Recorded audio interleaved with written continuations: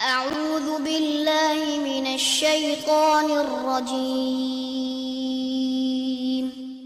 بسم الله الرحمن الرحيم الحمد للہ رب العالمین والصلاة والسلام علی نبینا محمد وعلی آلہ وصحبہ اجمعین اما بعد۔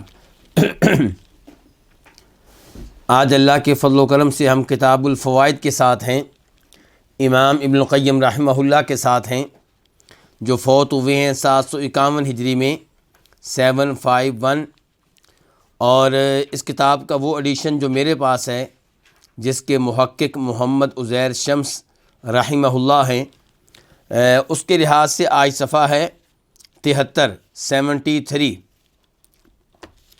اور جو اس کتاب کا دوسرا ایڈیشن ہے جس کے محقق ہیں ڈاکٹر عبدالباسط المشہدانی، اس کے اعتبار سے اس کتاب کا صفحہ نمبر بنتا ہے 109۔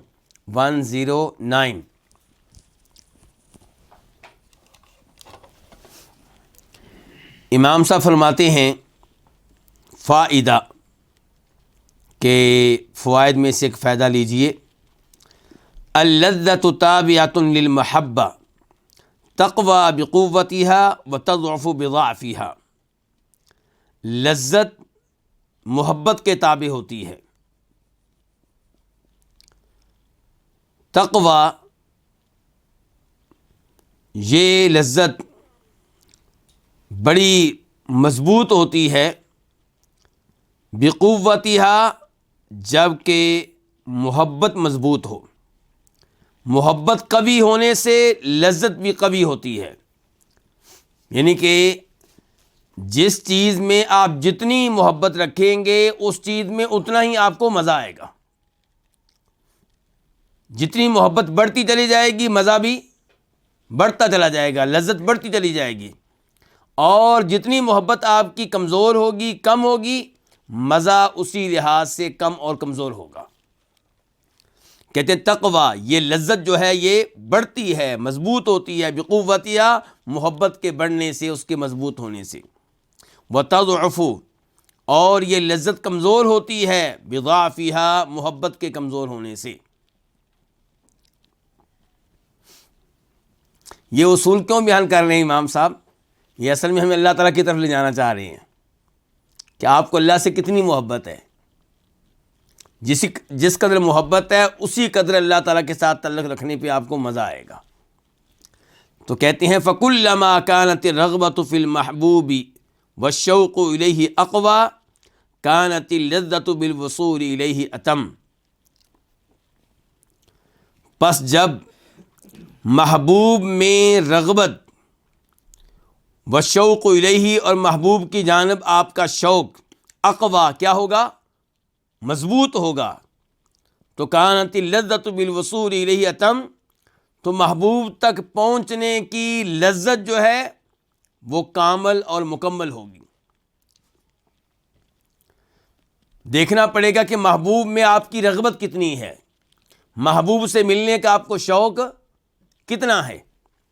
جس قدر محبوب میں آپ کی رغبت زیادہ ہوگی، محبوب سے ملنے کا شوق زیادہ ہوگا، اسی قدر محبوب تک پہنچنے میں لذت جو ہے وہ آپ کی کامل اور مکمل ہوگی۔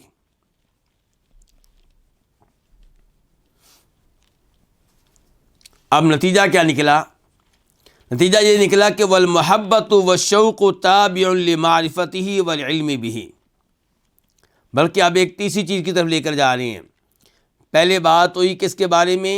لذت کے بارے میں۔ لذت کس کے تابع ہے؟ محبت کے۔ اب بتانا چاہتے ہیں محبت تابع ہے علم کے۔ والمحبۃ والشوق تابع لمعرفتہ والعلم بہ، محبت اور شوق یہ تابع ہیں محبوب کے بارے میں معرفت کے اور محبوب کے بارے میں علم کے۔ فَكُلَّمَا كَانَ الْعِلْمُ بِهِ أَتَمَّ، تو جب جب محبوب کے بارے میں آپ کا علم کامل ہوگا، كانت محبتہ اکمل، تو محبوب کی محبت بھی کامل ہوگی۔ یعنی کہ اللہ کے بارے میں جس قدر زیادہ علم آپ کے پاس ہوگا اسی قدر آپ کی اللہ تعالیٰ کے بارے میں کیا ہوگی؟ محبت زیادہ ہوگی. اور جس قدر اللہ کے ساتھ آپ کا لگاؤ اور محبت یہ چیزیں زیادہ ہوں گی اسی قدر آپ کو اللہ تعالیٰ کے ساتھ مناجات کرنے میں، سرگوشیاں کرنے میں اور اللہ تعالیٰ سے ملاقات کرنے میں روز قیامت آپ کو مزہ اور لطف آئے گا.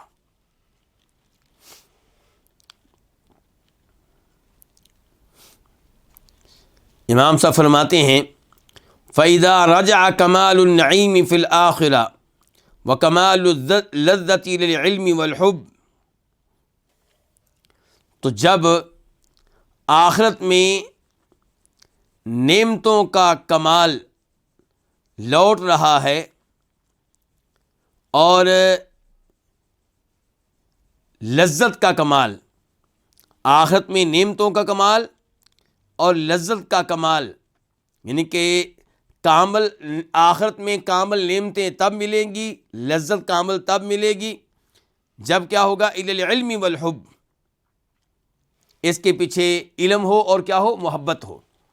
اب لفظی معنی کیا ہوگا؟ کہتے ہیں کہ جب آخرت میں نعمتوں کا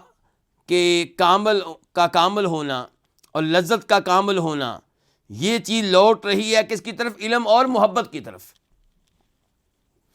یعنی کہ جس قدر زیادہ آپ کو اللہ سے محبت ہوگی اسی قدر زیادہ آخرت میں آپ کو ملیں گی نعمتیں، اسی قدر زیادہ آپ کو لذت آئے گی اللہ تعالیٰ کو دیکھ کر. اور محبت جو ہے وہ تابع ہے کس کے؟ علم کے. جس قدر زیادہ اللہ کے بارے میں علم ہوگا اسی قدر زیادہ آپ کے دل میں اللہ کی محبت ہوگی.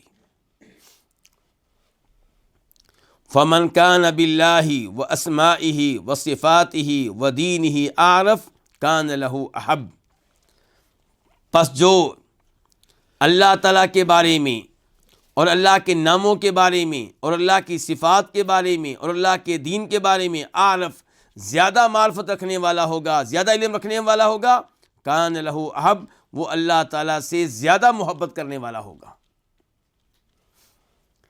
تو اللہ سے آپ کی محبت پھر کیسے بڑھے گی؟ کیوں جی علماء کرام؟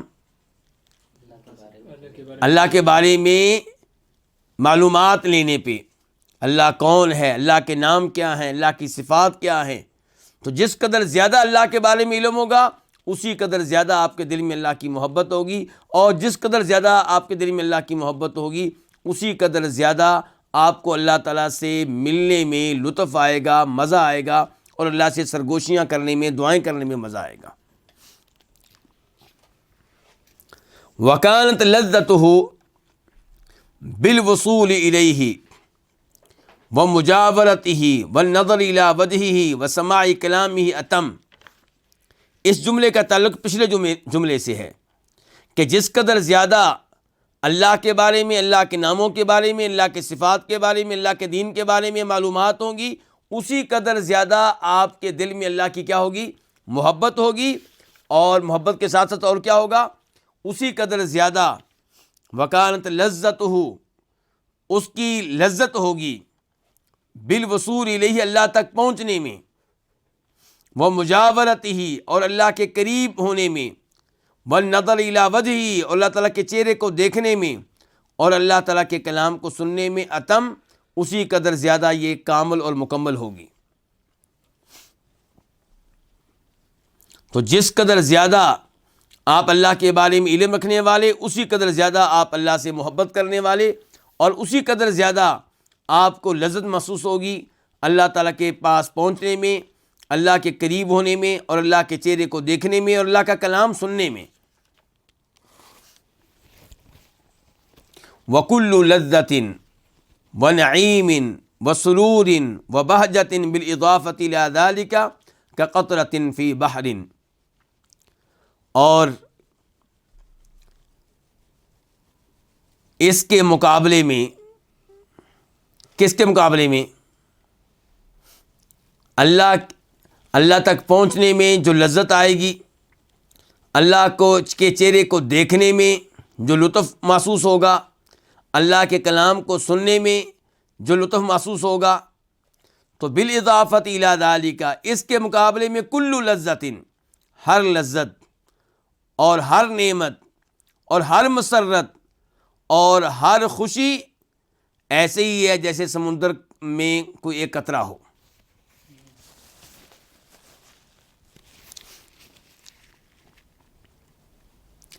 یعنی کہ ایک طرف ہے اللہ تک پہنچنے کی لذت، اللہ کو دیکھنے کی لذت، اللہ کا کلام سننے کی لذت، اور ایک طرف دنیا کی باقی ساری خوشیاں، ساری نعمتیں، ساری لذتیں ہیں.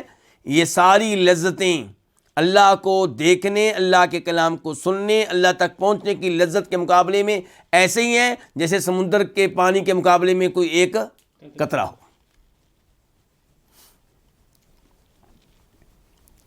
مجھے امید ہے کہ اب تک جو ہم نے پڑھا یہ واضح ہوگا. جی علماء کرام واضح ہے انشاءاللہ. چلیے، تو امام ابن القیم رحمہ اللہ کیا پیدا کر رہے ہیں ہمارے دلوں میں؟ ایک تو اللہ کی محبت اور ایک شوق پیدا کر رہے ہیں اللہ تعالیٰ کے ناموں، اللہ کی صفات، اللہ کے دین کو جاننے کا. امام صاحب مجھے اور آپ کو پیغام دے رہے ہیں کہ آپ اللہ کے بارے میں پڑھیں، اللہ کے بارے میں سنیں. اللہ کے ناموں کا آپ کو علم ہونا چاہیے، اللہ کے ناموں کے معنی کا آپ کو پتہ ہونا چاہیے، اللہ کی صفات کا آپ کو پتہ ہونا چاہیے، اللہ کے دین کا آپ کو پتہ ہونا چاہیے. جس قدر زیادہ یہ معلومات ہوں گی اسی قدر زیادہ آپ کے دل میں پاک محبت ہوگی. اور محبت کس کی؟ اللہ رب العزت کی. اور جس قدر زیادہ اللہ کی محبت ہوگی آپ کے دل میں اسی قدر زیادہ آپ کے دل میں تڑپ ہوگی. کس کے بارے میں؟ اللہ کو دیکھنے کی تڑپ. شوق پیدا ہوگا آپ میں، اللہ کو میں دیکھوں. پھر آپ وہ اعمال کریں گے جن اعمال کے کرنے سے روز قیامت آپ اللہ کے چہرے کا دیدار کر سکیں گے. امام صاحب فرماتے ہیں فَكَيْفَ يُؤْثِرُ مَنْ لَهُ عَقْلٌ لَذَّةً ضَعِيفَةً قَصِيرَةً مَشُوبَةً بِالْآلَامِ عَلَى لَذَّةٍ عَظِيمَةٍ دَائِمَةٍ أَبَدَ الْآبَادِ. امام صاحب یہاں پہ مقابلہ کرنے لگے ہیں دو لذتوں کا. ایک لذت کون سی؟ اللہ تعالیٰ کو دیکھنے کی لذت، اللہ کے کلام کو سننے کی لذت، اللہ کو پا لینے کی لذت، اللہ سے سرگوشیاں کرنے کی لذت. اور دوسری طرف کون سی لذت ہے؟ دنیاوی لذتیں. جی مثال کے طور پہ میں نے یہ کھانا کھایا، مجھے بڑا مزہ آیا. میں نے فلاں علاقے کی سیر کی، بڑا مزہ آیا، بڑا لطف آیا. میں فلاں لوگوں کی مجلس میں بیٹھا، بڑا مزہ آیا. میں نے فلاں ڈرامہ دیکھا، بڑا مزہ آیا. فلاں فلم دیکھی، بڑا مزہ آیا. فلاں میچ دیکھا، بڑا مزہ آیا. میں نے فلاں آدمیوں کے ساتھ مل کے لوڈو کھیلی، بڑا مزہ آیا. میں بیگم سے ملا، بڑا مزہ آیا. ایک عرصے بعد والدین سے ملاقات ہوئی، بڑا مزہ آیا. تو یہ سارے مزے اور لذتیں ایک طرف، اور اللہ تعالیٰ کو پا لینا، اللہ کو دیکھنا، اللہ کا کلام سننا، اس کی لذت ایک طرف. کوئی مقابلہ ہی نہیں ہے. تو یہ تمام لذتیں امام صاحب اوپر کہہ چکے ہیں اللہ کو پا لینے کی لذت کے مقابلے میں ایسے ہی ہیں جیسے سمندر کے پانی کے سامنے پانی کے ایک قطرے کی حیثیت ہے. اب کہتے ہیں فَكَيْفَ يُؤْثِرُ، کیسے ترجیح دے سکتا ہے؟ کیف یؤثر، کیسے ترجیح دے سکتا ہے؟ من، وہ شخص، لہو عقل، جس کے پاس عقل کی نعمت ہے، جس کے پاس عقل ہے وہ کیسے ترجیح دے سکتا ہے؟ لذتاً، اس لذت کو، ضعیفتاً، جو کمزور ہے، قصیرتاً، محدود سی ہے، مشوبتاً بالآلام، اور تکلیفوں کے ساتھ مکس ہے، تکلیفوں سے ملی جلی ہوئی ہے. یعنی کہ اس لذت میں تکلیفیں بھی ہیں. تو کون ترجیح دے سکتا ہے؟ کون سا عقل مند ہے جو ترجیح دے سکتا ہے اس لذت کو؟ علی لذت، اس لذت پہ، عظیمت، جو بڑی عظیم ہے، دائمت، جو دائمی ہے، منقطع ہونے والی نہیں ہے، ابد الآباد، ہمیشہ ہمیشہ کے لیے ہے. دنیا کی ہر لذت کیا ہے؟ کمزور. دنیا کی ہر لذت کیا ہے؟ محدود. دنیا کی ہر لذت میں ساتھ ساتھ تکلیفیں بھی ہیں. بڑے مزیدار انگور آپ کھاتے ہیں، لیکن جو بڑی عمر کے ہیں ان کو پتہ ہے کہ اس سے گیس بھی پیدا ہوتی ہے، مسائل کھڑے ہوتے ہیں. کسی چیز کا آپ نام لیں، اس میں مزہ بھی ہوگا، ساتھ اس کے کوئی نہ کوئی مسائل بھی ہوں گے. اور ہمیں ڈاکٹر اور حکیم حضرات کہتے ہیں کہ یہ چیز کھائیں، لیکن وہی یہ کوئی اور کہہ رہا ہوگا لیکن اس کے کچھ نقصانات بھی ہیں۔ تو دنیا کی ہر لذت ایسے ہی ہے۔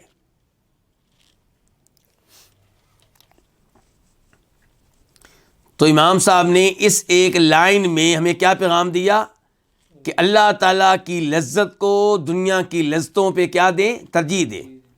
اور اللہ تعالیٰ کی لذت کیسے ملے گی وہ بتا چکے ہیں، جب آپ کے دل میں اللہ کی محبت بیٹھے گی۔ اور اللہ کی محبت کیسے بیٹھے گی بتا چکے ہیں، کیسے؟ جب آپ اللہ کے بارے میں کیا لیں گے؟ علم لیں گے۔ دوسرے لفظوں میں ہمیں وہ علم کی ترغیب دے رہے ہیں، لیکن علم کس کے بارے میں؟ اللہ کی ذات کے بارے میں، اللہ کے ناموں کے بارے میں، اللہ کی صفات کے بارے میں، اللہ کے دین کے بارے میں۔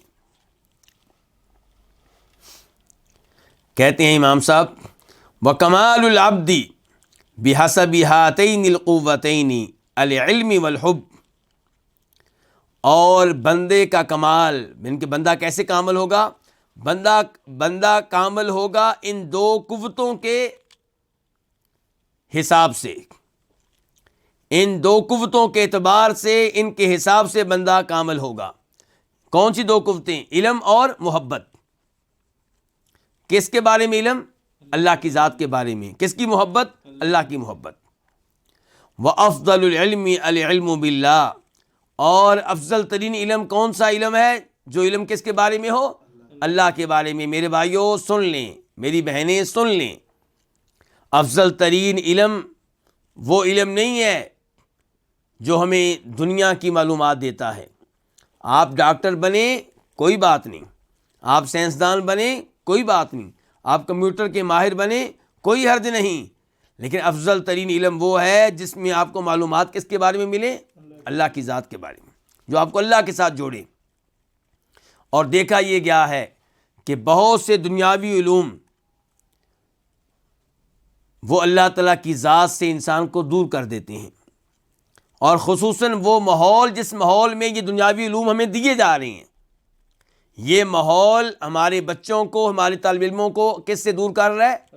اللہ کی ذات سے دور کر رہا ہے۔ کئی بچے ملحد بن رہے ہیں، بے دین بن رہے ہیں، اور کئی بچے کہتے ہیں، ان کے کیا خیالات بن چکے ہیں جی سارے دین ایک جیسے ہی ہیں۔ اور ایسا عقیدہ رکھنے والا مسلمان نہیں رہتا جو سمجھے کہ اسلام، عیسائیت، یہودیت سب دین ایک جیسے ہیں۔ آپ کیوں مسلمان ہیں؟ بس میرے والدین ہیں، میرا ملک ہے تو اس لیے میں عید کی نماز پڑھ لیتا ہوں، عیدیں منا لیتا ہوں، ورنہ سب دین ایک جیسے ہیں۔ یہ سوچ پیدا ہو رہی ہے ہمارے ان بچوں میں۔ تو افضل ترین علم کون سا؟ العلم باللہ، وہ علم جو اللہ کی ذات کے بارے میں ہو۔ وَأَعْلَى الْحُبِّ الْحُبُّ لَهُ، اور محبت کی اعلیٰ ترین شکل کیا ہے؟ اللہ سے محبت۔ اور یہ محبت کی اعلیٰ ترین شکل ہے، اور اس کے بارے میں آج کل ہمارے معاشرے میں گفتگو بہت کم ہوتی ہے۔ نبی علیہ السلام کی محبت کے بارے میں پھر بھی بات ہوتی ہے، اور وہ ہونی چاہیے۔ آپ سے محبت کے بغیر کوئی مسلمان نہیں ہے، مومن نہیں ہے، لیکن اللہ کے نبی سے بھی بڑھ کر کون سی محبت ہے؟ اللہ سے محبت۔ وَأَكْمَلُ اللَّذَّةِ بِحَسَبِهِمَا، اور کامل ترین لذت ان کے اعتبار سے ہوگی، ان کے حساب سے ہوگی۔ کن کے حساب سے؟ علم اور محبت کے اعتبار سے۔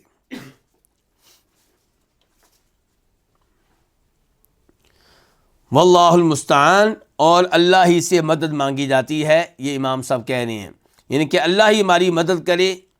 کس معاملے میں؟ اپنی ذات کی محبت ہمارے دلوں میں بٹھانے کے معاملے میں، اپنی ذات کے بارے میں علم لینے کے معاملے میں اللہ ہماری مدد فرمائے۔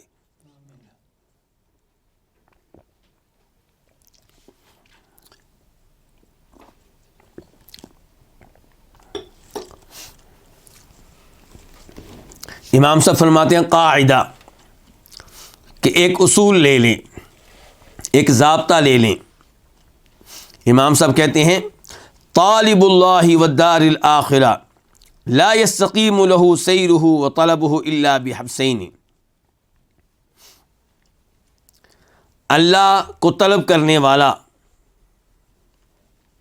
اور آخرت کو طلب کرنے والا، اللہ اور آخرت کو طلب کرنے والا لا یستقیم له سیرہ، اس کا سفر ٹھیک نہیں ہو سکتا، اس کی چال درست نہیں ہو سکتی، وطلبہ اور اس کی طلب بھی درست نہیں ہو سکتی، الا بحبسین مگر دو طرح کے حبس کے ساتھ۔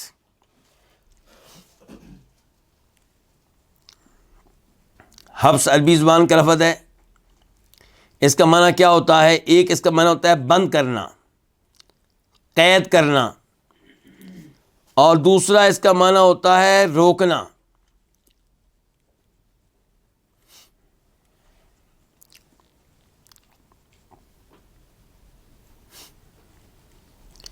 میں آپ کی توجہ چاہوں گا، اگر حبسہ کے بعد آ جائے فی، حبسہ کے بعد کیا آ جائے تو معنی کیا ہوگا؟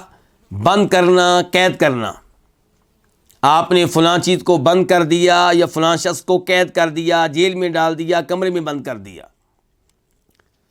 اور جب حبسہ کے بعد آ جائے عن تو پھر کیا ہوگا؟ روکنا۔ پھر کیا ہوگا معنی؟ روکنا۔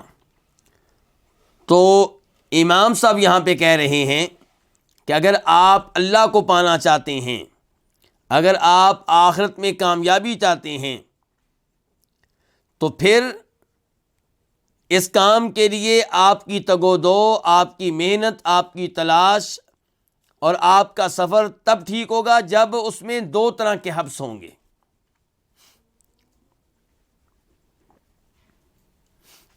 پہلا کیا جی؟ حبس قلبہ فی طلبہ و مطلوبہ، اپنے دل کو بند کر دینا، محدود کر دینا۔ کس میں؟ فی طلبہ و مطلوبہ، اپنی جستجو میں، اپنی تلاش میں اور اپنے مطلوب میں۔ یعنی کہ آپ کا دل دائیں بائیں نہ جائے، آپ کا دل، آپ کی توجہ کس چیز پہ ہو؟ اپنے مطلوب پہ۔ اور آپ کا مطلوب کیا ہے؟ اللہ تعالیٰ۔ آپ کے مطلوب کیا؟ آخرت۔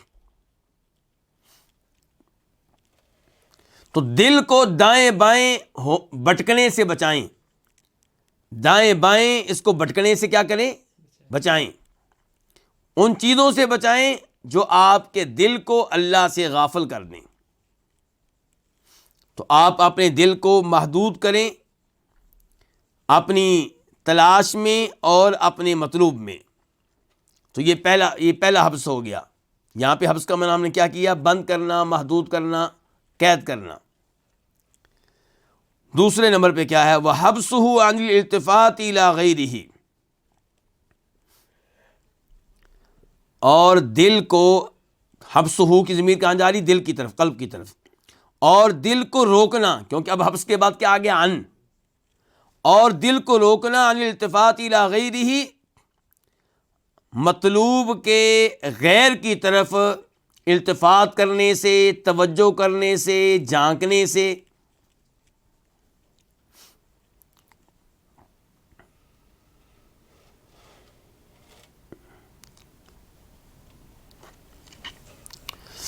تو دل کے معاملے میں کیا ہے کہ دل کو اللہ تعالیٰ کی ذات اور آخرت کے بارے میں توجہ کرنے پہ، سوچنے پہ آپ کیا کریں؟ لگا دیں، اور اس کو دائیں بائیں کسی اور کی طرف متوجہ ہونے سے روکے رکھیں۔ یہ پہلی چیز ہوگی۔ اس کے بعد وَحَبْسُ لِسَانِهِ عَمَّا لَا يُفِيدُ وَحَبْسُهُ عَلَى ذِكْرِ اللَّهِ وَمَا يَزِيدُ فِي إِيمَانِهِ وَمَعْرِفَتِهِ،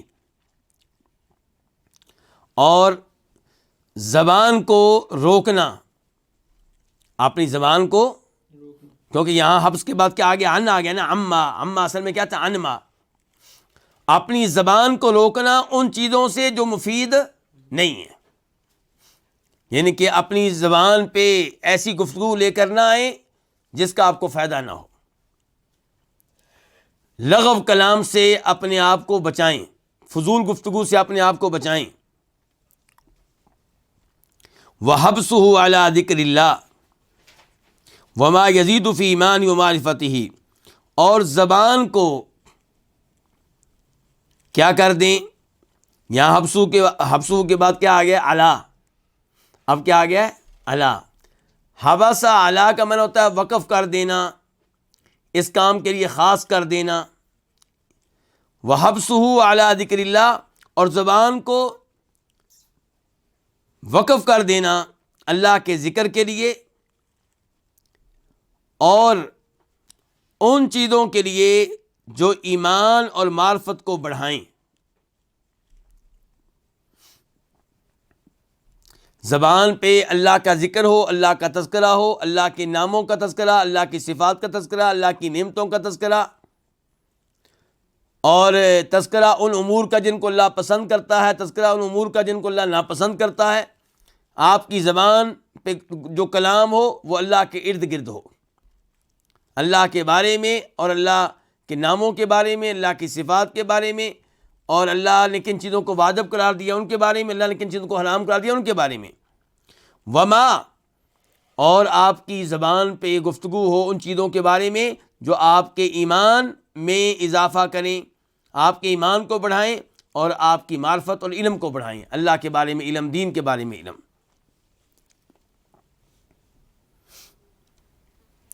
وَحَبْسُ جَوَارِحِهِ عَنِ الْمَعَاصِي وَالشَّهَوَاتِ، اور جوارح کا مطلب کیا ہوگا؟ اعضاء، یعنی کہ پہلے گفتگو ہو چکی ہے دل کے بارے میں اور زبان کے بارے میں، اب گفتگو ہو رہی ہے جسم کے دیگر اعضاء کے بارے میں، ہاتھوں کے بارے میں، پاؤں کے بارے میں، کانوں کے بارے میں اور آنکھوں کے بارے میں۔ تو کہتے ہیں وَحَبْسُ جَوَارِحِهِ، اور اپنے اعضاء کو روک کر رکھنا، یہاں حبس کے بعد کیا آ گیا؟ ان، اپنے اعضاء کو روک کر رکھنا، المعاصی، گناہوں سے، والشہواتی، اور ان چیزوں سے جن کو آپ کا نفس پسند کرتا ہے، وہ دنیاوی چیزیں جن کو آپ کا نفس پسند کرتا ہے، من چاہی چیزیں، جن چیزوں کو آپ کا دل چاہتا ہے، آپ کا نفس جن کی طلب کرتا ہے، مال، عورتیں، زمین، دنیا کی شہرت، یہ سب چیزیں ہیں جو ہمارا دل ہم تقاضا کرتا ہے۔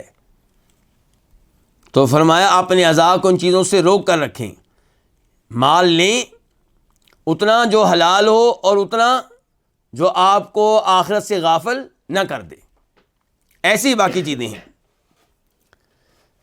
تو اپنے اعضاء کو روکنا، روک کے رکھنا معاصی سے، گناہوں سے اور من چاہی چیزوں سے، وَحَبْسُهَا عَلَى الْوَاجِبَاتِ وَالْمَنْدُوبَاتِ، اور اپنے اعضاء کو لگا دینا، وقف کر دینا، کن کاموں کے لیے؟ واجبات اور مستحبات کے لیے، ان کاموں کے لیے جن کو اللہ نے واجب قرار دیا ہے، شریعت نے واجب قرار دیا ہے، اور ان کاموں کے لیے جن کو شریعت نے مستحب، افضل اور بہتر اور سنت قرار دیا ہے۔ تو نتیجہ اب کیا نکلا کہ اللہ تعالیٰ کی تلاش میں آپ نکلے ہوئے ہیں، آخرت اپنی بہتر بنانے کے لیے آپ نکلے ہوئے ہیں۔ تو آپ کا یہ سفر، آپ کی یہ محنت، آپ کی تگ و دو تب درست ہوگی جب اس میں دو طرح کی حبس ہوں، کچھ چیزوں سے اپنے آپ کو دور رکھیں اور کچھ چیزوں پہ اپنے آپ کو لگائیں، تب آپ کامیاب ہیں۔ کچھ چیزوں سے دور رہنا ہے، خود بھی اور اپنے اعضاء کو بھی، اور کچھ چیزوں پہ اپنے آپ کو، اپنے اعضاء کو لگانا ہے۔ فلا يفارق الحبس حتى يلقى ربا، تو یہ حبس سے الگ نہیں ہوگا، کون؟ یہ اللہ کو طلب کرنے والا، آخرت کو طلب کرنے والا، یہ حبس سے الگ نہیں ہوگا یہاں تک اپنے رب سے ملاقات کر لے۔ کیونکہ پوری زندگی ایسے ہی گزرے گی، کچھ چیزوں سے اپنے آپ کو روک کے رکھنا ہے اور کچھ چیزوں پہ اپنے آپ کو لگا کے رکھنا ہے، پوری زندگی یہ حبس کا کام جاری رہے گا۔ تو وہ حبس سے الگ نہیں ہوگا یہاں تک کہ اپنے رب سے جا ملے، جیسا کہ قرآن میں وَاعْبُدْ رَبَّكَ حَتَّىٰ يَأْتِيَكَ الْيَقِينُ، اپنے رب کی عبادت کرتے رہیں یہاں تک کہ موت آ جائے۔ یعنی کہ یہ پابندیاں کب تک ہیں؟ مرنے تک ہیں۔ کوئی کہے بھی کب تک میں شراب سے دور رہوں، کب تک میں عورتوں سے دوستیاں نہ لگاؤں، کب تک میں جوا نہ کھیلوں، کب تک میں سود سے دور رہوں؟ تو جواب یہ ہے کہ جب تک کہ رب کے پاس نہیں پہنچ جاتے۔ کب تک میں نمازیں پڑھتا رہوں، کب تک رمضان کے روزے رکھتا رہوں؟ جواب یہی ہے کہ جب تک کہ موت نہیں آ جاتی۔ فَيَخْلُصُ مِنَ السِّجْنِ إِلَىٰ أَوْسَعِ فَضَاءٍ وَأَطْيَبِهِ، چنانچہ وہ پہنچے گا، یخلصو پہنچے گا، من السجن جیل سے نکل کر، قید خانے سے نکل کر ایک وسیع ترین فضا کی طرف اور عمدہ ترین فضا کی طرف۔ تو گویا کہ دنیا اس کے لیے کیا ہے؟ جیل ہے۔ دنیا اس کے لیے جیل ہے، یہاں پہ پابندیاں ہی پابندیاں ہیں، اور کچھ چیزیں واجب ہیں، ان پہ مسلسل عمل کرنا ہے، 5 نمازیں پوری زندگی پڑھنی ہے، روزے رکھنے ہیں، یہ کرنا ہے، وہ کرنا ہے، پابندیاں ہی پابندیاں، اور یہ کام نہیں کرنا، اس کے قریب نہیں جانا، اس کے قریب نہیں جانا، یہ حرام ہے، وہ ممنوع ہے۔ تو یہ کیا ہو گیا؟ پھر قید خانہ ہو گیا۔ تو یخلصو وہ پہنچے گا قید خانے سے نکل کر الی اوسع فضاء، وسیع ترین فضا کی طرف اور پاکیزہ ترین فضا کی طرف، اور وہ کیا ہے؟ جنت، آخرت۔ وَمَتَى لَمْ يَصْبِرْ عَلَى هَذَيْنِ الْحَبْسَيْنِ وَفَرَّ مِنْهُمَا إِلَى فَضَاءِ الشَّهَوَاتِ عَاقَبَهُ ذَلِكَ الْحَبْسُ الْفَظِيعُ عِنْدَ خُرُوجِهِ مِنَ الدُّنْيَا، اور جب بھی وہ صبر نہ کرے ان 2 طرح کی حبس پہ، وَفَرَّ مِنْهُمَا، اور ان دونوں سے بھاگ نکلے شہوات کی فضا کی طرف، شہوات کے میدان کی طرف۔ کوئی یہ کہے کہ میں ان پابندیوں کو نہیں مانتا، میں آزاد ہوں، جو دل چاہے گا وہ کروں گا۔ یہ کیا ہوا؟ صبح صبح جناب نیند خراب کرو، بستر سے اٹھا دو، اور سردی میں مسجد میں جاؤ، ٹھنڈے پانی سے وضو کرو، رمضان میں جناب روزے رکھو، بھوکا رکھو اپنے آپ کو 12 گھنٹے، 13 گھنٹے، اور جناب آپ گانے نہیں سن سکتے، موسیقی نہیں سن سکتے، آنکھوں کے لحاظ سے عورتوں کو نہیں دیکھ سکتے، حرام چیزوں کو نہیں دیکھ سکتے، پابندیاں ہی پابندیاں۔ تو کہتے ہیں امام صاحب کہ جو صبر نہ کرے ان 2 طرح کی حبس پہ اور ان سے بھاگ کر چلا جائے شہوات کے کھلے میدان کی طرف، تو عاقبہ ذالک،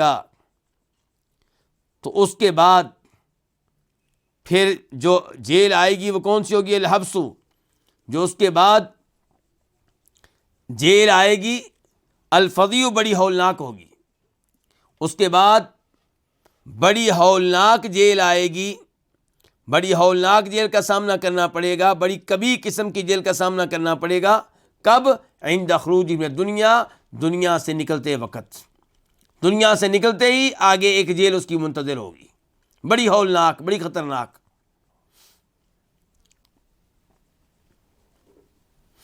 اب کہاں جائے گا؟ جہنم میں۔ فَكُلُّ خَارِجٍ مِنَ الدُّنْيَا، ہر وہ شخص دنیا سے جا رہا ہے، دنیا سے نکل رہا ہے، اما متخلص من الحبس، یا تو وہ رہائی پا رہا ہے، نجات پا رہا ہے، کس سے؟ قید خانے سے، جیل سے۔ وَإِمَّا ذَاهِبٌ إِلَى الْحَبْسِ، یا وہ جا رہا ہے قید خانے کی طرف۔ لو جی، لوگ 2 طرح کے ہو گئے، تقسیم ہو گئی۔ فوت ہونے والا ہر شخص، دنیا سے رخصت ہونے والا ہر شخص، یا قید خانے سے کیا پا رہا ہے؟ یعنی کہ اگر اچھا مسلمان ہے، اچھا مومن ہے، دنیا اس کے لیے قید خانہ تھی، اب یہاں سے نجات پا کے وسیع و عریض جنت کی طرف جا رہا ہے، اپنے محل کی طرف جا رہا ہے، پابندیوں سے آزاد ہو رہا ہے۔ اور اگر دنیا میں وہ آزاد تھا، دنیا میں اس نے اپنے آپ کو قید نہیں ہونے دیا، کہا میں کسی پابندی کو نہیں مانتا، میں آزاد ہوں، تو اب آگے اس کا استقبال کون کرے گی؟ جیل کرے گی، قید خانہ کرے گا جہنم کی شکل میں۔ تو قید ضروری ہے آپ کے لیے، یا آپ دنیا کی قید کو برداشت کر لیں یا آخرت کی قید کو برداشت کر لیں۔ ایک قید جو ہے وہ لازمی آپ کو بھگتنا پڑے گی۔ تو جو کامیاب لوگ ہیں، خوش نصیب لوگ ہیں، وہ کون سی پابندیوں کو قبول کرتے ہیں؟ دنیا کی پابندیوں کو۔ دنیا میں کہتے ہیں ہم قیدی بن کے رہیں گے، پابندیاں قبول کریں گے تاکہ آخرت میں ہم ان پابندیوں سے آزاد رہیں۔ تو اب جو دنیا میں مثال کے طور پہ غیر عورتوں سے بچ کر رہا، اس کا انتظار کون کر رہی ہیں؟ حوریں۔ تو یہاں کی شراب سے بچ کر رہا، اس کا استقبال کر رہی ہے جنت کی شراب۔ تو یہاں کی موسیقی اور میوزک سے محفوظ رہا، وہ خوش نصیب اللہ رب العزت کا کلام سنے گا، اللہ کی آواز سنے گا۔ کہاں ان شیطانوں کی آواز، کہاں اللہ تعالیٰ کی آواز۔ کہتے ہیں وباللہ توفیق، اور توفیق اللہ ہی کے ہاتھ میں ہے۔ اللہ ہی توفیق دیتا ہے کس چیز کی؟ اللہ توفیق دیتا ہے جنت کا راستہ اختیار کرنے کی، اللہ توفیق دیتا ہے جہنم کی قید سے محفوظ رہنے کی، اللہ توفیق دیتا ہے دنیا میں واجبات اور مستحبات پہ عمل کرنے کی۔ اس کے بعد فرماتے ہیں امام صاحب، ودع ابن عون رجلا فقال علیک بتقوی اللہ فإن المتقی لیست علیہ وحشہ۔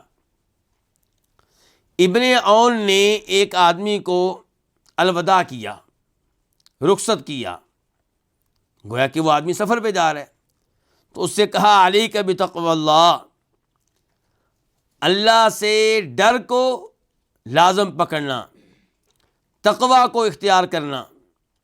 فإن المتقی، کیونکہ جو متقی ہو، اللہ سے ڈرنے والا ہو، تقوی اختیار کرنے والا ہو، لیست علیہ وحشہ، اس پہ وحشت نہیں ہوتی، اس کے لیے گھبراہٹ نہیں ہے، اس کے لیے تنہائی نہیں ہے۔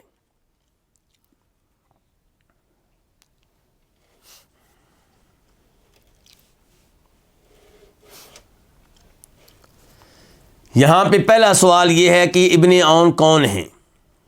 تو جواب یہ ہے کہ عبداللہ بن عون المزنی البصری،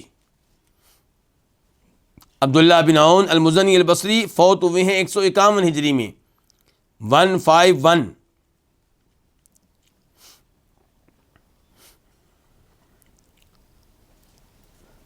دوسرے نمبر پہ یہ کہ یہ روایت ہمیں کہاں ملے گی؟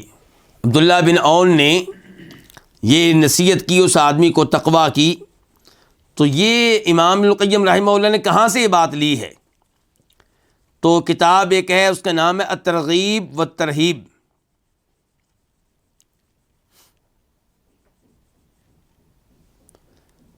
لیکن یہ جو مشہور و معروف ترغیب و ترہیب کی کتاب ہے، یہ وہ نہیں ہے، اس سے ہٹ کے ہے۔ الترغیب و ترہیب قوام السنہ اصبہانی کی ہے، امام مشہور ہیں قوام السنہ کے لقب سے، ویسے نام ان کا ہے ابو القاسم اسماعیل بن محمد، ابو القاسم اسماعیل بن محمد مشہور ہیں قوام السنہ الاصبہانی کے لقب سے، اور کتاب ان کی جو ہے اس کا نام کیا؟ ترغیب و ترہیب، اور یہ امام فوت ہوئے ہیں 535 ہجری میں، 535۔ اور یہ جو روایت نمبر ہے ترغیب ترہیب میں، وہاں پہ اس کا یہ روایت نمبر کیا ہے؟ 723، 723۔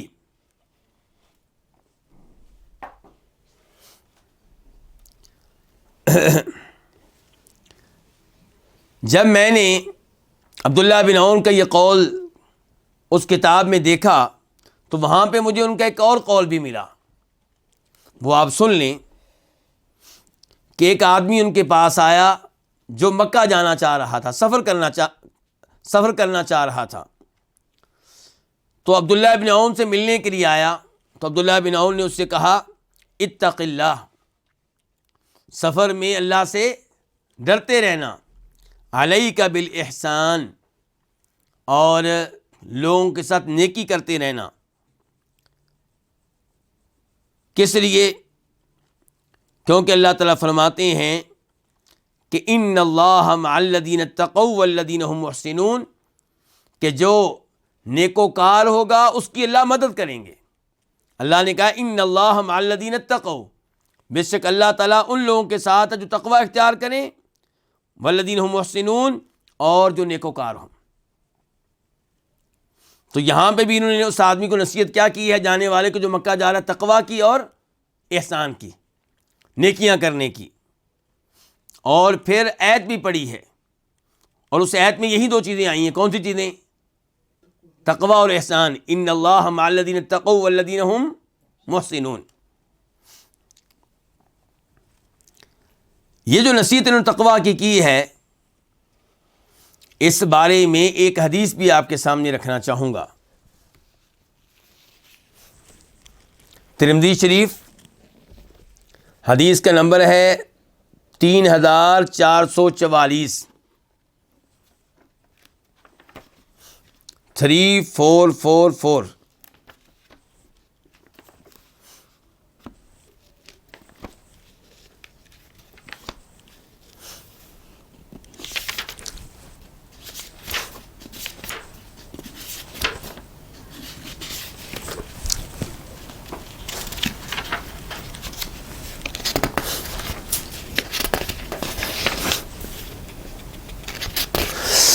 یہ دیکھیے، راوی ہے انس بن مالک رضی اللہ عنہ،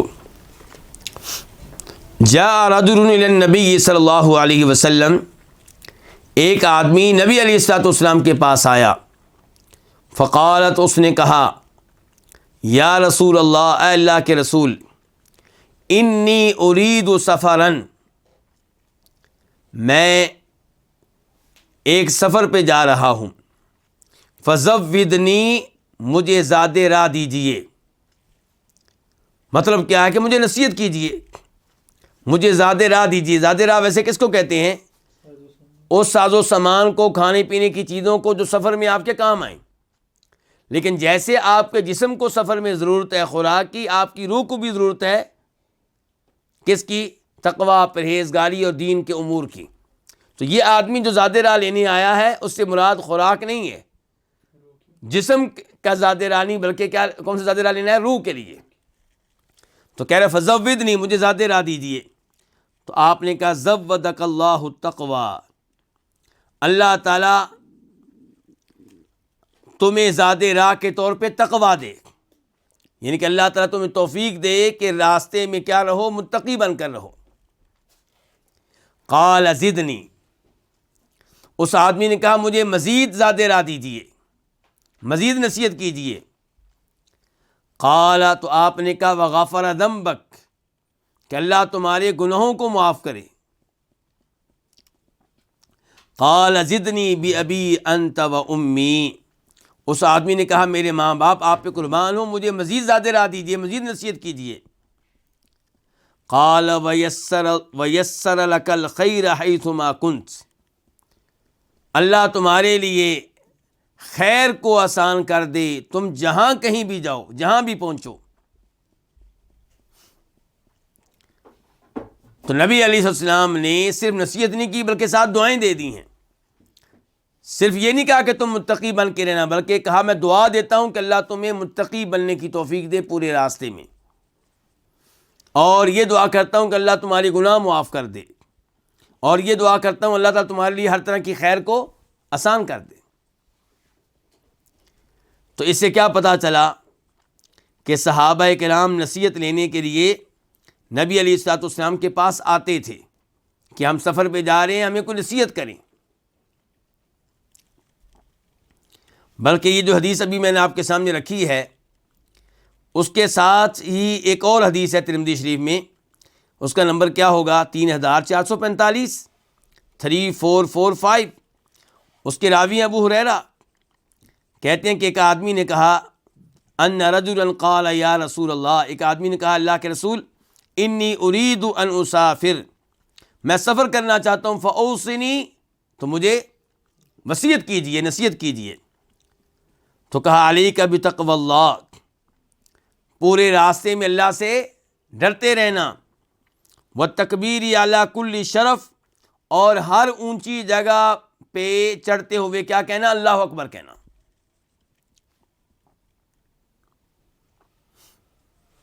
فلما ان ول الرجل، جو ہی وہ آدمی واپس جانے کے لیے مڑا تو آپ نے کہا اللہم اطوی لہ البعد وہون علیہ السفر، اے اللہ اس کے لیے سفر جو ہے وہ آسان کر دے اور سفر کی دوری جو ہے اس کے لیے کم کر دے.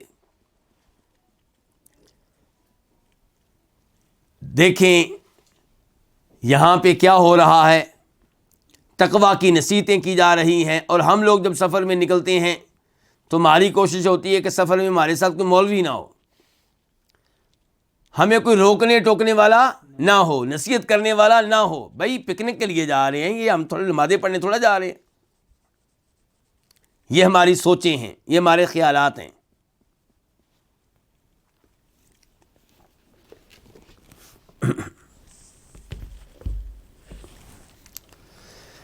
تو عبداللہ بن عون نے جو نصیحت کی ہے یہ انہوں نے کہاں سے لی ہے؟ احادیث سے لی ہے. نبی علیہ الصلوۃ والسلام بھی صحابہ کرام کو کیا نصیحت کرتے تھے سفر پہ جاتے ہوئے؟ تقویٰ کی. تو انہوں نے بھی تقویٰ کی نصیحت کی ہے. اس کے بعد کہتے ہیں امام ابن القیم رحمہ اللہ، وقال زید بن اسلم، اور زید بن اسلم نے کہا. یہ کون ہے؟ زید بن اسلم العدوی المدنی. یہ فوت ہوئے ہیں 136 ہجری میں، 136.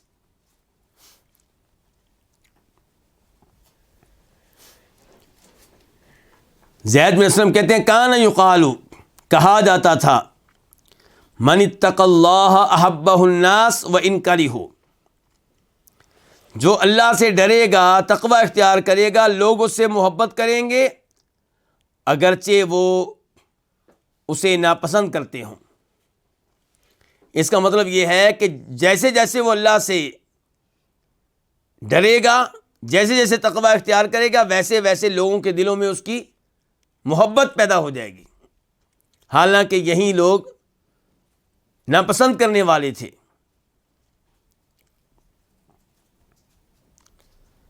اچھا یہ قول کس کا ہوا؟ زید بن اسلم کا.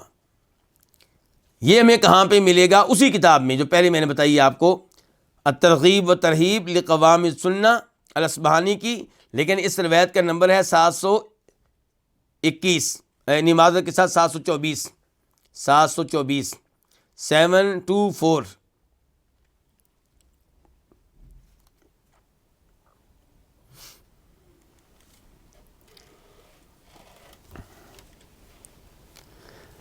تو اللہ سے ڈریں گے تو بالآخر آپ کی محبت بھی لوگوں کے دلوں میں ڈال دی جائے گی. یہ پتہ چلا ہمیں اس قول سے.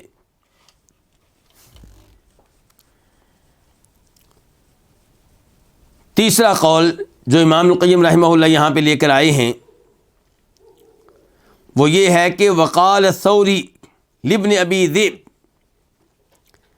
کہ امام ثوری نے کہا. امام ثوری کا نام کیا ہے؟ سفیان بن سعید الثوری الکوفی. یہ فوت ہوئے 161 ہجری میں، 161. امام ثوری نے کس سے کہا؟ ابن ابی ذئب سے. یہ بھی بہت بڑے امام ہیں. یہ فوت ہوئے 158 ہجری میں، 158. یہ جن لوگوں کا تذکرہ ہم پڑھ رہے ہیں یہ محدثین ہیں. یہ وہ لوگ ہیں کہ جب آپ صحیح بخاری پڑھیں گے، صحیح مسلم پڑھیں گے، احادیث پڑھیں گے تو ان کا نام بار بار آئے گا. یہ علماء ہیں. تو سفیان ثوری ابن ابی ذئب سے کہتے ہیں ان اتقیت اللہ کفاک الناس، اگر تم اللہ تعالیٰ سے ڈرتے رہو گے تو اللہ تعالیٰ لوگوں کے معاملے میں تمہارے لیے کافی ہو جائے گا. یعنی کہ اللہ سے ڈرو گے تو لوگ تمہیں نقصان نہیں پہنچا سکیں گے، لوگوں سے نمٹنے کے لیے اللہ کافی ہوگا. وَإِنِ اتَّقَيْتَ النَّاسَ، اور اگر تم لوگوں سے ڈرو گے، لَن يُغْنُوا عَنْكَ مِنَ اللَّهِ شَيْئًا، تو یہ تمہیں اللہ کے سامنے کچھ بھی فائدہ نہیں دے سکیں گے. یعنی کہ لوگوں سے ڈر کے گناہ کرو گے، لوگوں سے ڈر کے لوگوں کی باتوں میں آ کے نمازیں چھوڑو گے تو کیا ہوگا؟ اللہ ناراض ہو جائے گا، اور جب اللہ تمہیں پکڑے گا تو یہ لوگ تمہارا کچھ فائدہ نہیں کر سکیں گے، تمہیں بچا نہیں سکیں گے۔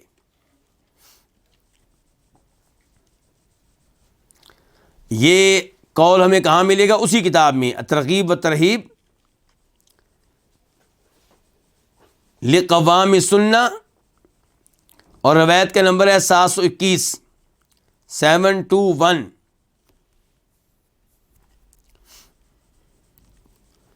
اور یہ جو نصیحت کی ہے کس نے کی بلا؟ سفیان ثوری نے۔ اس بارے میں ایک روایت آپ کے سامنے رکھنا چاہوں گا، ترمذی شریف کی حدیث ہے 2414 2414۔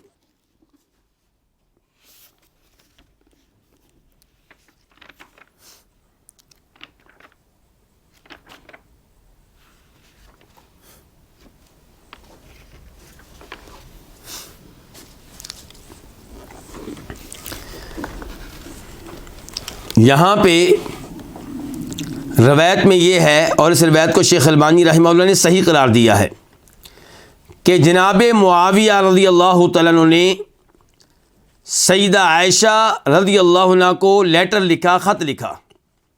خط کون لکھ رہے ہیں؟ معاویہ۔ کن کو؟ سیدہ عائشہ کو۔ کیا لکھا جی؟ اکتبی الی کتابا توصینی فیہ ولا تکثری علی، کہ آپ میرے لیے ایک تحریر لکھیں جس میں آپ مجھے نصیحت کریں، مجھے وصیت کریں، لیکن لمبی گفتگو نہ کریں۔ دوسرے لفظوں میں مختصر الفاظ میں مجھے وصیت کریں، مجھے نصیحت کریں، مجھے سمجھائیں۔ اس سے کیا پتہ چلا کہ امیر معاویہ خیر کے متلاشی تھے، باقاعدہ سیدہ عائشہ کو خط لکھا ہے اس کام کے لیے۔ فَكَتَبَتْ عَائِشَةُ إِلَىٰ معاویہ، تو سیدہ عائشہ نے معاویہ رضی اللہ عنہ کو جوابی لیٹر لکھا، سلام علیکہ، یعنی کہ السلام علیکم، اور اس کے بعد اما بعد فإنی سمعت رسول اللہ صلی اللہ علیہ وسلم یقول، کہ میں نے نبی علیہ الصلوۃ والسلام کو سنا کہ آپ فرماتے تھے، من التمس رضا اللہ بسخط الناس کفاہ اللہ مؤنۃ الناس، کہ جو اللہ تعالیٰ کی رضا کو تلاش کرے، اللہ کی رضا کو ڈھونڈے، چاہے کہ میں وہ کام کروں جن پہ اللہ راضی ہو جائے، چاہے لوگ ناراض ہوتے ہوں، بسخط الناس، چاہے لوگ ناراض ہوتے ہوں، اللہ رب العزت اس کے لیے کافی ہو جائیں گے لوگوں کے معاملے میں، لوگوں کی تکلیف کے معاملے میں، لوگ جو تنگ کریں گے، پریشان کریں گے، اس معاملے میں اللہ تعالیٰ کافی ہو جائیں گے، کیونکہ اس نے اللہ کو اختیار کیا، اللہ کو ترجیح دی، لوگوں کو نظر انداز کیا ہے۔ تو لوگوں کے شر سے اس کو کون بچائیں گے؟ اللہ تعالیٰ۔ وَمَنِ الْتَمَسَ رِضَاءَ النَّاسِ بِسَخَطِ اللَّهِ، اور جو اللہ کو ناراض کر کے لوگوں کو راضی کرنا چاہے، لوگوں کی خوشنودی چاہے، وَكَلَهُ اللَّهُ إِلَى النَّاسِ، اللہ اسے لوگوں کے سپرد کر دیں گے۔ والسلام علیکہ، شروع میں بھی اسلام لکھا سیدہ عائشہ نے، آخر میں بھی اسلام لکھا، یہ نصیحت لکھی، کیونکہ انہوں نے کیا کہا تھا؟ الفاظ زیادہ نہ ہوں۔ تو کتنی شاندار نصیحت ہے ایک حکمران کے لیے، کہ آپ نے ہر کام کرنے سے پہلے یہ دیکھنا ہے کہ اس پہ رب راضی ہوگا یا نہیں ہوگا، لوگوں کے راضی ہونے نہ ہونے کی پرواہ نہیں کرنی۔ تو اس روایت سے اور اس حدیث سے اور اس واقعے سے سید امیر المؤمنین معاویہ رضی اللہ عنہ کی محبت بھی دلوں میں کیا ہوتی ہے؟ بڑھتی ہے۔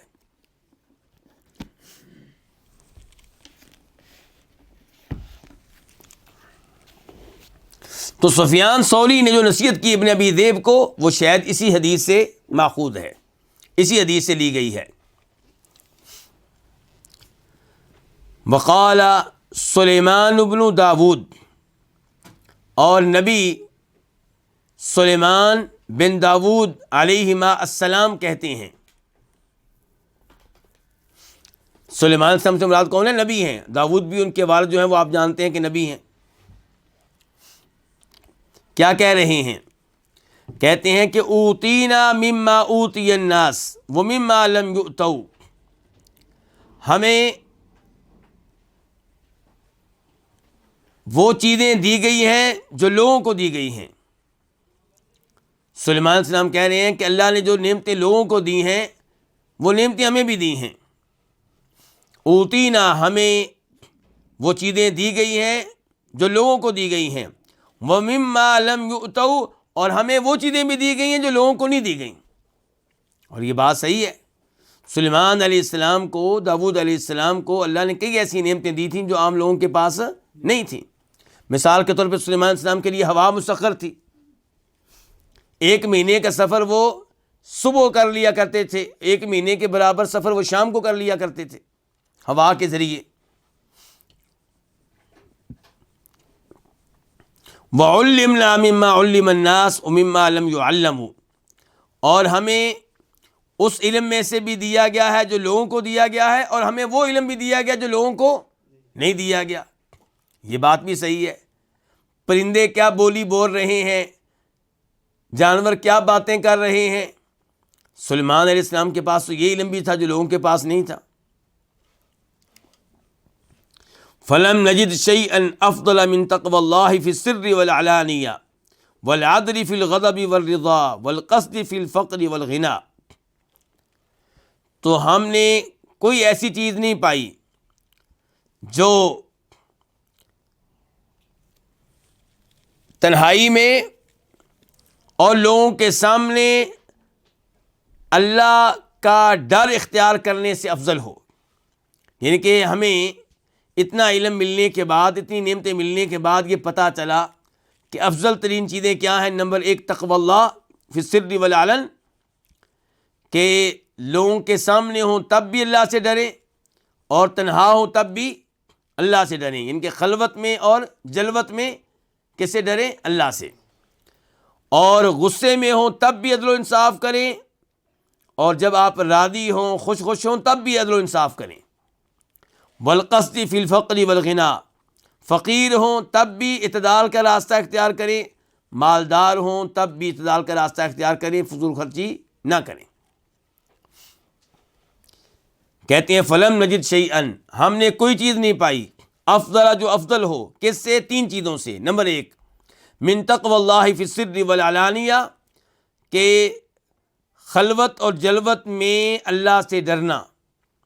نمبر 2 غصے میں اور خوشی کی حالت میں عدل و انصاف کرنا. یعنی کہ آپ غصے میں ہو تو اس کا مطلب یہ نہیں کہ اپنے مخالف کے اوپر ظلم و زیادتی کریں. والقصد فی الفقر والغنا، فقیری میں اور مالداری میں اعتدال اختیار کرنا.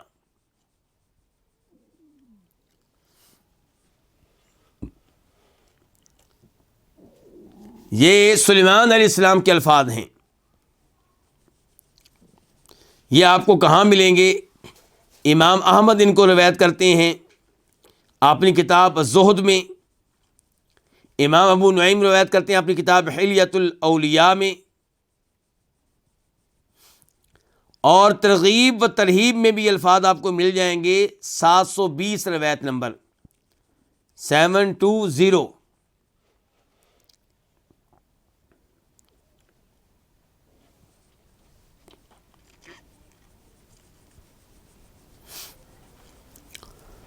وفی الزہد للامام احمد اثر الہی، اور امام احمد کی کتاب زہد میں ایک الہی اثر ہے. الہی سے مراد کیا؟ اللہ تعالیٰ کا اثر، یعنی کہ اللہ تعالیٰ کا کلام. اثر سے مراد آپ کیا لے لیں؟ کلام، روایت الہی اللہ تعالیٰ کی، اللہ تعالیٰ کے الفاظ آئے ہیں. یعنی کہ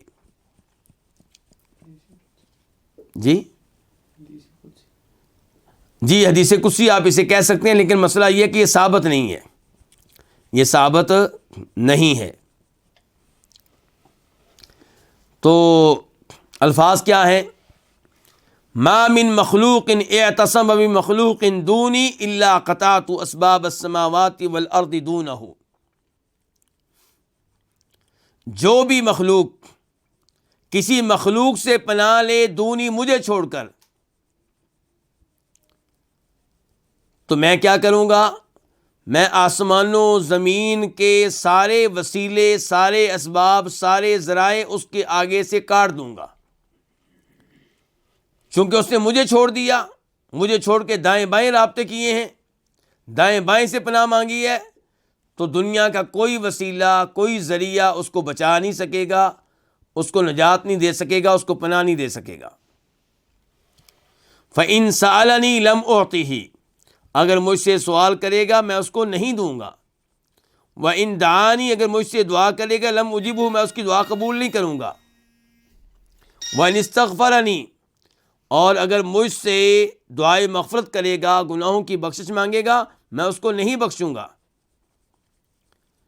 وَمَا مِن مَخْلُوقٍ اعْتَصَمَ بِي دُونَ خَلْقِي، اور جو بھی مخلوق مجھ سے پناہ مانگے میری مخلوق کو چھوڑ کر، إِلَّا ضَمِنَتِ السَّمَاوَاتُ وَالْأَرْضُ رِزْقَهُ، تو آسمان و زمین اس کے رزق کے ضامن بن جائیں گے، اس کو پکا رزق ملے گا۔ فَإِن سَأَلَنِي أَعْطَيْتُهُ، اگر مجھ سے سوال کرے گا میں اس کو عطا کروں گا۔ وَإِن دعانی أَجَبْتُهُ، اگر مجھ سے دعا کرے گا میں اس کی دعا کو قبول کروں گا۔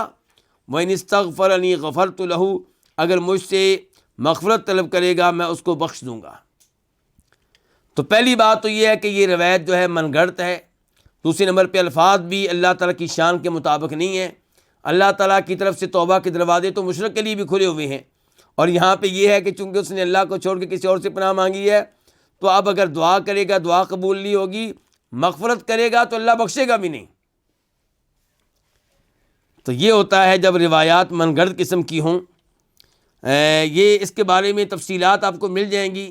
شیخ البانی رحمہ اللہ کی کتاب ہے الضعیفہ، السلسلہ الضعیفہ، یعنی کہ وہ کتاب شیخ البانی کی جس میں انہوں نے من گھڑت، ضعیف، مشکوک، ناقابل اعتماد، ناقابل اعتبار روایات جمع کر دی ہیں تاکہ لوگ ان سے بچیں اور ان سے دور رہیں۔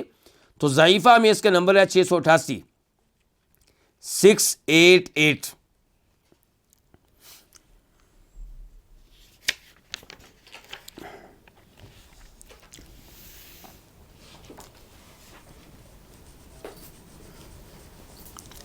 ایک فائدہ اور لے لیتے ہیں، فائدہ جلیلہ، امام صاحب کہتے ہیں ایک عظیم فائدہ۔ جمع النبی صلی اللہ علیہ وسلم بین تقوی اللہ و حسن الخلق، نبی علیہ الصلوۃ والسلام نے جمع کر دیا تقوی کو اور حسن اخلاق کو، اکٹھا کر دیا، جمع کر دیا۔ اچھا کہاں پہ جمع کر دیا، پہلے یہ مسئلہ حل کر لیں۔ تو آئیے پہلے دیکھتے ہیں ترمذی کی حدیث نمبر 2004۔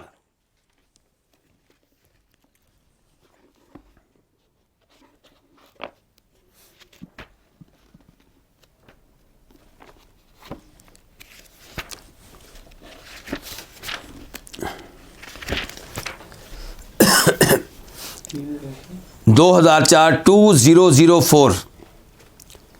ابو ہریرہ کہتے ہیں، جی آپ کے ہاں لکھا ہوگا 3000 لیکن وہ ٹھیک نہیں، اس کو ٹھیک کر لیں۔ ابو ہریرہ سے روایت ہے، وہ کہتے ہیں کہ سئل رسول اللہ صلی اللہ علیہ وسلم، اللہ کے رسول علیہ الصلوۃ والسلام سے سوال کیا گیا، عن اکثر ما يدخل الناس الجنہ، اس چیز کے بارے میں جو سب سے زیادہ لوگوں کے جنت میں جانے کا سبب بنے گی۔ تو فرمایا تقوی اللہ، اللہ سے ڈرتے رہنا، وہ حسن الخلق، اور عمدہ اخلاق۔ تو یہاں پہ آپ نے جمع کر دیا نا تقوی اللہ کو اور حسن اخلاق کو۔ اچھا اس کلام سے جو امام ابن القیم نے کہا ہے کہ اللہ کے نبی نے جمع کر دیا تقوی کو حسن اخلاق کو، اس سے مراد یہ حدیث ہو سکتی ہے جو بھی میں نے آپ کے سامنے رکھی ہے، اور ایک اور حدیث بھی ہو سکتی ہے، اس کا نمبر ہے 1987 1987۔ جی ہاں ترمذی کی 1987۔ یہ دیکھیے ابو ذر کہتے ہیں کہ اللہ کے رسول علیہ السلام نے مجھ سے کہا، اتق اللہ حیث ما کنت، جہاں کہیں بھی جاؤ، جدھر بھی رہو، اللہ سے ڈرتے رہو، تقوی اختیار کرو۔ وَأَتْبِعِ السَّیِّئَةَ الْحَسَنَةَ تَمْحُوهَا، اور برائی ہو جائے تو برائی کے بعد نیکی کرو تاکہ یہ نیکی برائی کو ختم کر دے، مٹا ڈالے۔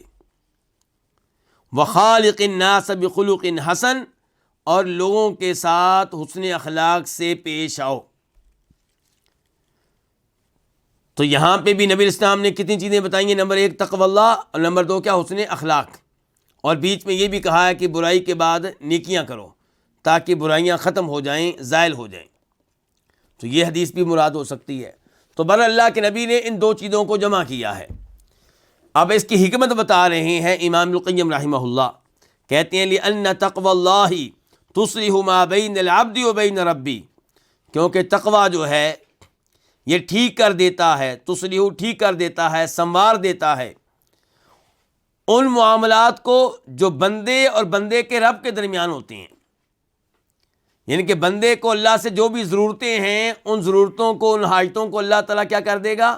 پورا کر دے گا۔ بندے کے معاملات کو اللہ تعالیٰ ٹھیک کر دے گا۔ بندے کے معاملات سدھر جائیں گے جب اللہ سے ڈرے گا، تقوی اختیار کرے گا۔ وَحُسْنُ الْخُلُقِ يُصْلِحُ مَا بَيْنَهُ وَبَيْنَ خَلْقِهِ، اور حسن اخلاق، عمدہ اخلاق یہ ٹھیک کر دے گا ان امور کو جو بندے کے درمیان ہیں اور اللہ کی مخلوق کے درمیان ہیں۔ حسن اخلاق اختیار کرنے سے آپ کے اور لوگوں کے درمیان جو معاملات ہیں وہ کیا ہو جائیں گے؟ ٹھیک ہو جائیں گے، درست ہو جائیں گے۔ حسن اخلاق میں بڑی طاقت ہے، بڑی قوت ہے۔ فَتَقْوَى اللَّهِ تُوجِبُ لَهُ مُحَبَّةَ اللَّهِ، تو اللہ کا ڈر، تقوی، یہ انسان کے لیے اللہ کی محبت کو واجب کر دیتا ہے۔ یعنی کہ جب آپ اللہ سے ڈریں گے تو اللہ کی محبت کو پا لیں گے، آپ اللہ کے محبوب بن جائیں گے۔ وَحُسْنُ الْخُلُقِ يَدْعُ النَّاسَ إِلَىٰ مَحَبَّتِهِ، اور حسن اخلاق یہ لوگوں کو ترغیب دیتا ہے بندے سے محبت کرنے کی۔ حسن اخلاق اپنائیں گے تو لوگ آپ سے محبت کریں گے، تقوی اپنائیں گے تو اللہ آپ سے محبت کرے گا۔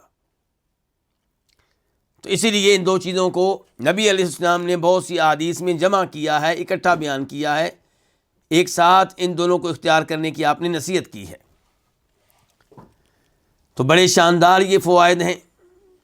اللہ رب العزت امام ابن القیم رحمہ اللہ کی قبر کو منور فرمائے، اور ان کے استاد امام ابن تیمیہ رحمہ اللہ کی قبر کو منور فرمائے، اور اللہ تعالی ہم سب کے دنیاوی امور ٹھیک کر دے اور ہماری آخرت بھی اللہ تعالی درست فرما دے۔ اللہ ہمیں تقوی اختیار کرنے کی توفیق دے، حسن اخلاق اختیار کرنے کی توفیق دے۔ وصلی اللہ تعالی علی نبینا محمد وعلی آلہ وصحبہ اجمعین۔